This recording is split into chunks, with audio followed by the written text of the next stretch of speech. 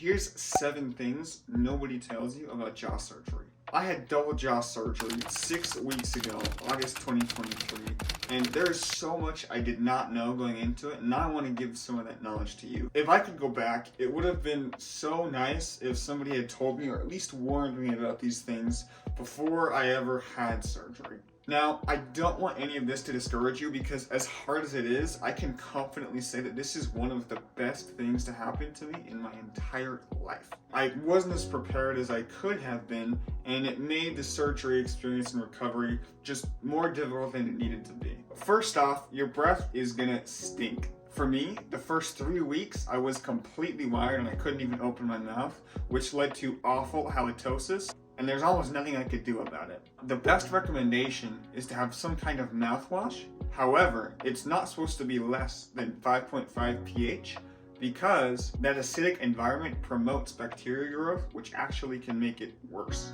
Number 2, the first 7 to 14 days are awful. I went into it not knowing exactly what was going to happen, but the first 1 to 2 weeks were really tough. In the hospital, I was so swollen and there was so much blood, I could barely breathe, and they had to give me anxiety medication for the first 72 hours because you feel so claustrophobic, completely sealed. And after that, the difficulty of using a syringe to eat and getting disrupted sleep and everything hurting and being on antibiotics and strong painkillers and anti-inflammatories and everything was just, it was tough.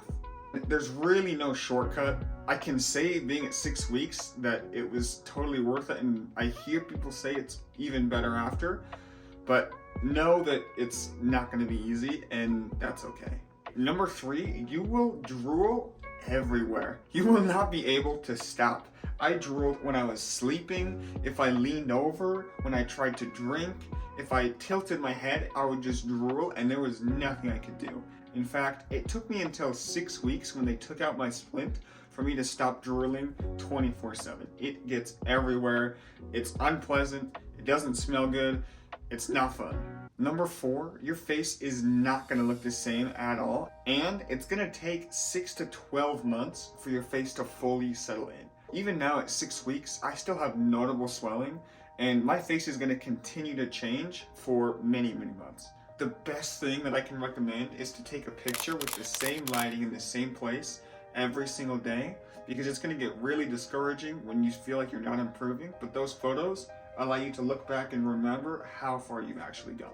Go into it expecting that you're going to be swollen for at least 8 weeks, usually 3 to 4 months. It's not fun, but it is worth it, and honestly, after about week 4, it becomes pretty manageable. And once you get your splint out, recovery speeds up so much. Number 5, and this is a tough one, your entire lifestyle and routine is going to change. Your social life, work, school, when you go to bed, your diet, everything is going to get thrown out of whack. And because we are creatures of habit, that can be really tough emotionally, spiritually, physically, when everything changes.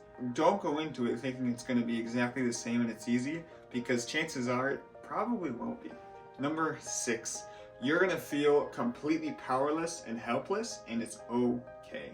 I know for me, when I was completely wired shut and was barely able to consume any calories and sleeping poorly, I felt like it was never going to end, and I felt hopeless. The worst part is I knew that there was nothing I could do except wait. And that is a really hard place to be mentally, but if you go into it expecting that, then anything better than complete hopelessness is a plus. Number 7, it is going to cost you a lot more than you think. For me, if you take into account the scans, the braces, the hospital stay, the surgery bill, the total before insurance came out to over $75,000 and over a 2-year process. Now, insurance may or may not help you, and you might be able to get it for more or less, but I've almost never heard of anybody getting jaw surgery for less than $20,000. Except for very specific cases, it's rare for insurance to help you out. I don't know exactly how it works internationally and what it takes to get approved in other countries, but I know for the US, you better save up for a long time to be able to afford the surgery. I know on my end, I had constant back and forths for months with insurance companies and with the doctors, orthodontist, and other organizations. It was a nightmare. Before surgery, my airway, on average, was around 6 centimeters in diameter. Although I haven't had a scan yet post-surgery due to the swelling, they estimate that it's roughly 10 centimeters in diameter now. While that might not sound like a lot, when you're dealing with circumference, that's almost 3 times more oxygen when I breathe normally, and it is a humongous difference when I sleep. I want to give you some more bonus tips, and the easiest one is you should do a lot of preparation before surgery to make sure that you have the right medication, chair, nutrition, liquids, person to take care of you, and more. So if you want to learn more, you can check out this video to learn some helpful things that I did that made my experience so much easier. Jaw surgery is tough, and recovery was one of the most difficult 6 weeks of my entire life, but I can promise you, being on the other side, that you'll be glad you did it, and it'll all be worth it in the end. Swollen smile.